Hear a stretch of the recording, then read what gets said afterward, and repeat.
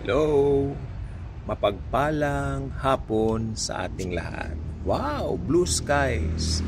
Blue skies po tayo ngayon. Tingnan po natin ang yan, kapaligiran, no? Blue sky po tayo. Yan. Ang sky ay blue. Napakaganda pong tignan, no?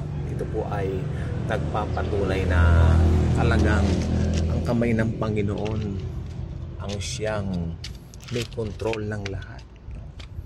Maganda man yan o minsan umuulan, kontrolado ng Panginoon lahat. So hindi tayo dapat matakot, hindi tayo dapat mangamba sa kung ano pa man. Okay? So sa hapon na pala, 1:09 ang oras. 1:09 na po. So ang ating pong pag-uusapan ngayon ay tungkol dun sa two witnesses na binabanggit ng Bible sa Revelation. Nakalagay po doon, mangangaral sila sa loob ng 1,260 days o katumbas ng 3.5 years. Okay? So, ang dalawa pong ito ay meron pong talagang special role. No? So, marami pong mga nagsasabi na ang two witnesses na ito ay, syempre, mga Hudyo, sabi nila, at yung iba hindi nila pinapangalanan, they don't even mention yung mga names nila, diba? Kung ano yung mga identity nila. Pero sa Bible po, kung babasahin mo ang Biblia, meron pong dalawang tao na talagang magiging significant po bilang mga two witnesses. Unahin po natin yung isa. Siyempre, walang iba kundi si Moises o si Moses sa English. Bakit po siya? Alam naman po natin na naging role ni Moises nung unang panahon sa Old Testament. Ang kanya pong role ay talaga pong napakalaki. Dahil po, siya po ay ginamit ng Diyos para palayain ang bansang Israel sa bansang Ehipto. No? Si Moises ang ginamit niya para makipagkita kay Pero, para palayain ang kanyang bayan, ng mga Israelita, mga Israelites. Okay? Alam din natin yung kanyang beginning. Siya po inilagay sa basket, no? At pinalutang, no? Doon sa ilog. At nakita po nung anak ng Paraon na nagkataong maliligo, pero sa Diyos po lahat ng po yan naka-orchestrate na po lahat. Okay? So yan ang buhay ni Moises. At sa kalaunan nga po, ginamit si Moises para makalaya yung bayang Israel, bayan ng Diyos, syempre, sa bansang Ehipto. Pangalawa, sino? Mamaya sasabihin ko po yung connect kung bakit po silang dalawa. Pangalawa, walang iba kundi si Elias. Bakit po si Elias? Isa pong magandang pangyayari o nangyari po doon sa isang bundok na kung tawagan ay bundok ng Carmel, na nakipagtunggali siya doon sa mga prophets ni Baal, mga propeta ni Baal. Sige, tawagin niyo pa yung Diyos ninyong si Baal. Tinawag. Inabot na ng almost gabi na, hindi pa rin dumarating yung Baal, sapagkat ang Diyos nila ay peke po si Baal.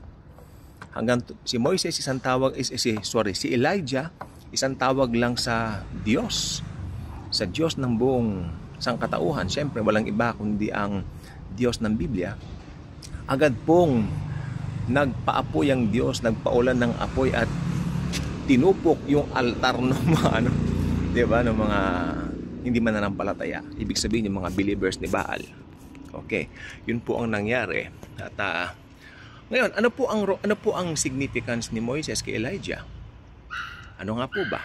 Well, si Moises, nung kalaunan ng kanyang buhay, wala pong binanggit ang Biblia kung saan napunta yung kanyang body, yung kanyang katawan, parang ganito. Saan napunta? Pero ang sabi ng Biblia, siya ay inilibing ng Diyos.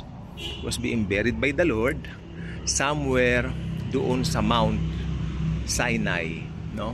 Tapos Sinai ba? Tama ba? I hope ano. Tapos yung isa naman yung anong tawag dito? Basta banal na bundok yung pinaglibingan daw kay Moises. Tapos si Elijah, alam naman nating lahat, siya hindi nakaranas ng kamatayan dahil siya po ay kinuha ng Diyos, dinagit siya doon sa karwahe, 'di ba?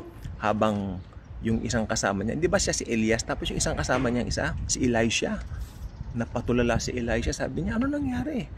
Yun ang tinatawag na katumbas ng rapture.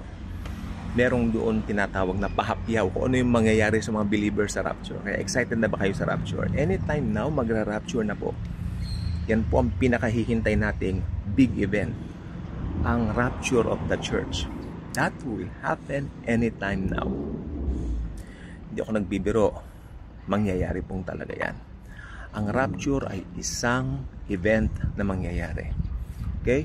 Pag nag-rapture na po, sunod-sunod na po yung mga turn of events, hanggang dumating po yung siyempre, andun na po yung Antichrist noon. Hanggang mangyari po yung tinatawag na second coming ni Christ with the believers, siyempre.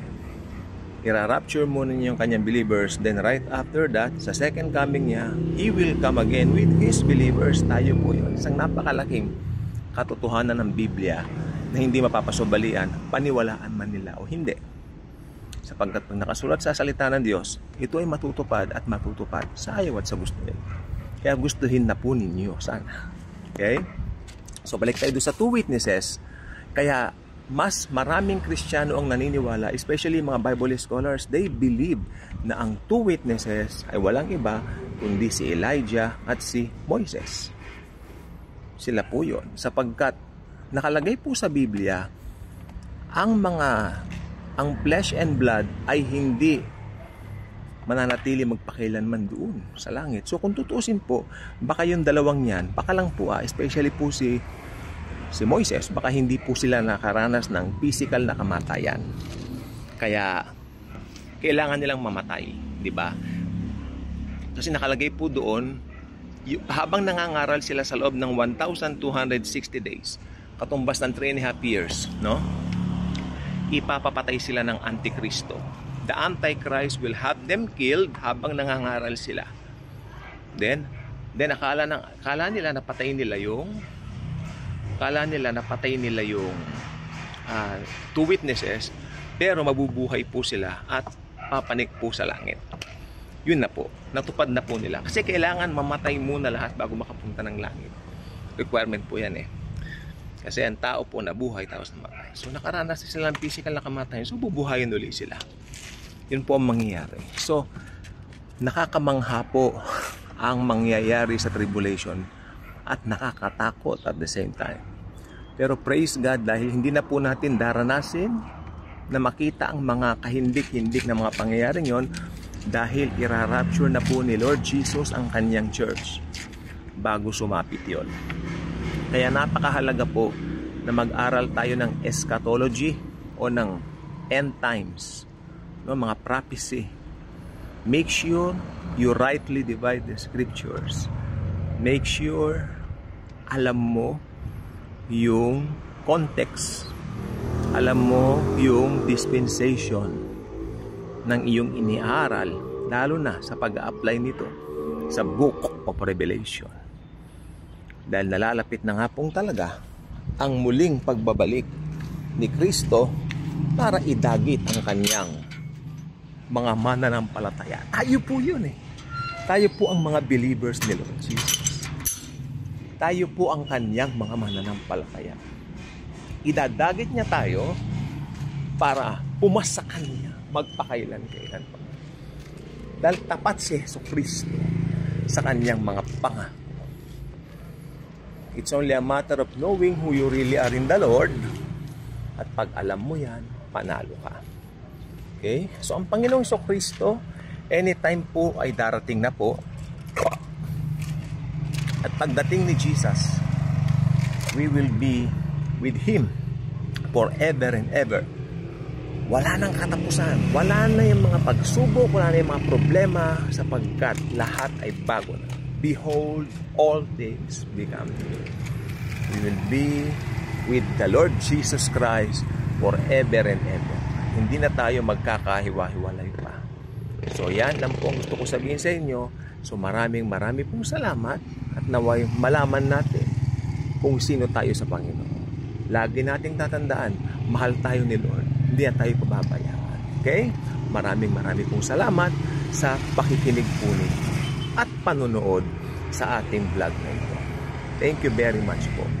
Dahil si Jesus ay nasa atin, lagi tayo mananagot. Okay? Thank you and God bless everyone. thank you sa ating lahat. God bless.